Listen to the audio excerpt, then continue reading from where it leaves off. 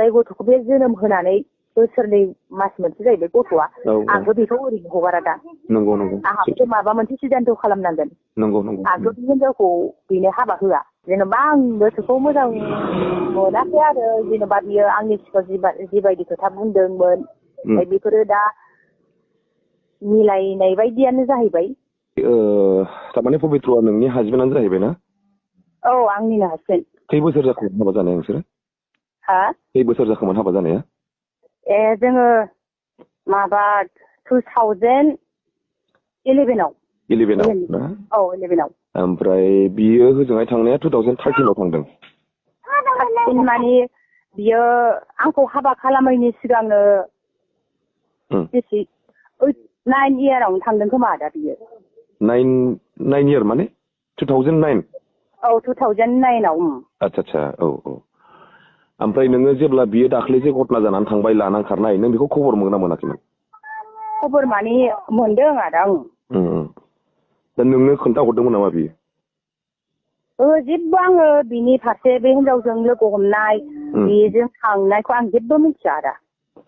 आच्छा ओमफ्राय नोङो खबर मोनखांनानै बेनो फन हरदोंमोन नामा नोङो औ हरबाय थादों ओमफ्राय मा होनदों गावहा बिदिनो नङा होनदों आरो आच्छा आंजों फैयाखै नङा होननानै बुंदों आरो आच्छा दाहालागैबो बे नङायानो बुंबाय थादों आरो बे दहायहालागैबो औ ओमफ्राय नङाबाथ' बियो खेबसे फेसबुकआव फैनानै बुंनांगौमोन ना बियो आं नङा होननानै बिदिनोथ' जोंबो दा दहाय गामिनि मानसियानो नङाबा बे फेसबुकआव मोनसे सिमान थांनांगौमोन होननानै बुंदों आरो दा खोथाया जाहैबाय जे बुस्थुआ फट'आ भाइरेल जादों बे फट'आथ' बेनोथार नोंनि हासबेन्डआनो आंनि हासबेन्डआनो जाहैबाय नामजों फट'जोंथ' मिलायखाबाय नामजों फट'जों माने गावसोर सानैजों लानाय फट'खौ नुखाबायना नोङो नुबाय आं बेनो नोंनि हासबेन्ड ना दा बेनो जादों खोथाया दा नोंसोर ओरैनो मा स्टेप लानो नागिरदों जेनेबा आं गोसोखौ मोजां मोनाखै आरो जेनेबा बियो आंनि सिगाङाव जिबायदि खोथा बुंदोंमोन ओमफ्राय बेफोरो दा मिलायनाय बायदियानो जाहैबाय मिलायनाय बायदि माने मा बुस्थुआमोनलाय जेनेबा बे हिनजावा रेस्टुरेन्टफोर दङ नामा दंजोबो दङ रेस्टुरेन्टफोर दङ केन्टिनफोर सालायो जेन'बा आंनि मालिक आंनि हासबेन्डआथ' बेफोरबायदि बाथ्रा बुंनानैसो आंनि सिगाङाव खोन्थालांदों मारै होननानै जेन'बा बे हौवानि जेन'बा बेनि फिसायजों फैसालिनि हौवाजों बेयो रेस्टुरेन्टआव मावफागोन लोगोसेयैनो आं स्टाफआव थाफागोन होननानैसो बुंलांदों न'आव हाबनानै आंनि सिगाङाव फनावबो बुंदों आरो आच्छा थारमाने गाव होनदों आरो नोंना बोराया बिदि होनलांदों बे आंनि हासबेन्डआ आं स्टाफआव थाफागोन होननानै बुंदों आरो आच्छा फैसालिजों होनाखै हौवाजों होनना बुंदों स्टाफआव होनना बुंदों सासे लोगोनि हासबेन्डजों बिदि होनदों बियो आच्छा बेनिफ्राय आरो बे जायगायाव जाय फैसालिनि रेस्टुरेन्टआव बिनि माखासे फुराना सिनियर लोगो बे हटेलाव मावदों आंनि आन्दाज आरो आदा आन्दाज खालामदां जेरै दहाय इउटुबारा होनदोंमोन मानसिया बे होनदोंमोन आङो सोमदोनखौबो सिनायो आं जों बेजों गवायावनो खामानि मावफाखानो मोननाय मानाय होनना बुंदोंना सोमदोन होननाय बे सोमदोन होननाया फकेरानि आरो आंबो मिथिगौ बेखौ सिगांनो बिसोर लोगोखामोन ओमफ्राय बेयो गावनि जायबा लोगो दा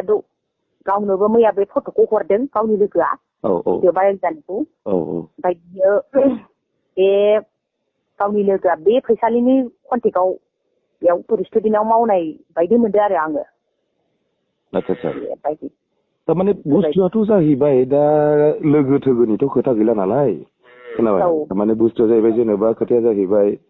जेनेबा नोंनोबो खोन्थाखादों फैसालिनि रेस्टुरेन्टआव स्टाफ हिसाबै जेनेबा फिसायजों थाफागोन मागोन होननानै नङा होमबा आंनि सिगाङाव बे हिनजावनि फारसे फैसालिनिबो नाम बुंफेराखै खेबसे होनाखै सासे लोगोल' होनबाय थादों आदा बियो आच्छा लोगो होनबाय थादों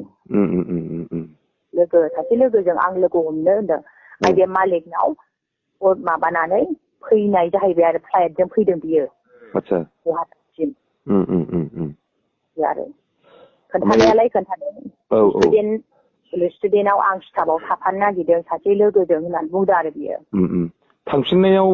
मा नोङो ओमफ्राय फ्लाइटजों थांफिनदों होनना खोन्थादों नोङो